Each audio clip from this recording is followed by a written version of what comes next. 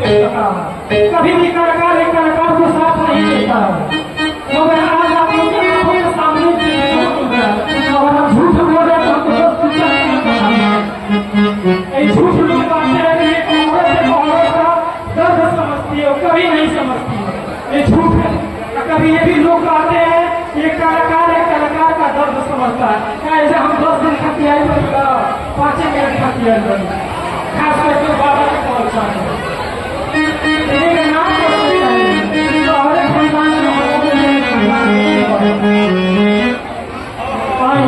इतनी जोर से ताली बजा हमारा बाबा खाती मैं बैठल बनी तो फिर से मुझे सचे दरबार की देखा बात वहां खाती निकलो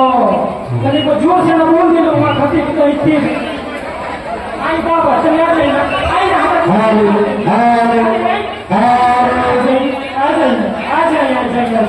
हम कोरों उठाने की जरूरत है।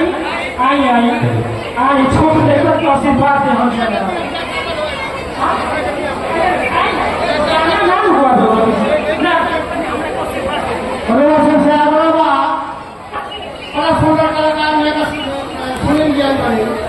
यहाँ का कॉमेडी को सब भारी ले,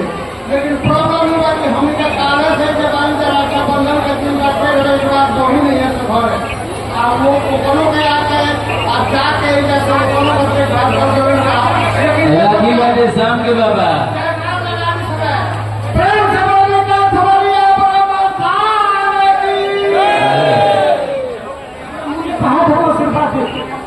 यही आशीर्वाद छोड़ करके जरा जरा ना हम बहुत सारे कलामिया से वही चौकिया पर पढ़ना बनी जा कलाकार लोग पढ़ने हाँ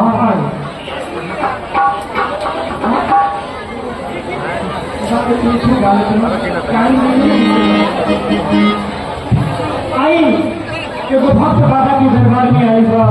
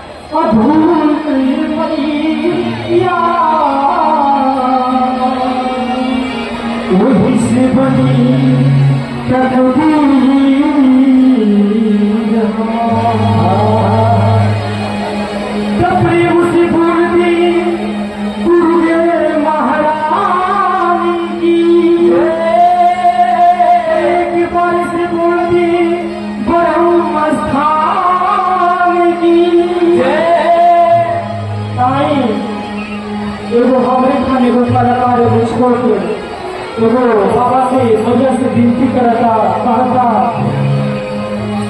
तू सारी दुनिया से हाथ मेरे सर से हटे, वो सारी दुनिया से हाथ मेरे सर से हटे, और अपना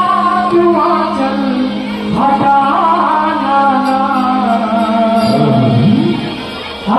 जाऊंगा दिल पर्वत से अपनी नजर से गिराना, वो सारी दुनिया से हाथ मेरे सर से हटे, सारी दुनिया से हाथ मेरे सर से हटे,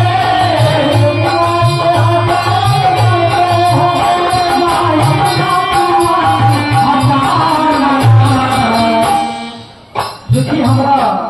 किन्नर समाज की तरफ से बहुत रुपया के इनाम रहा। मोदी साझे दरबार की अरे भूल जाऊंगा तुझे पर्वत से अपने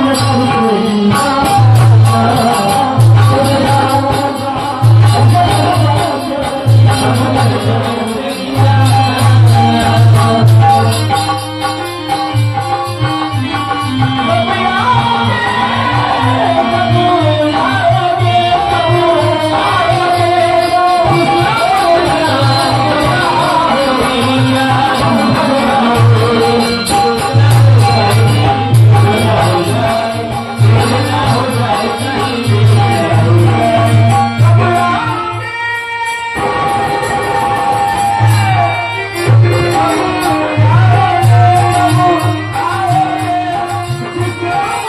जान दीवार दिया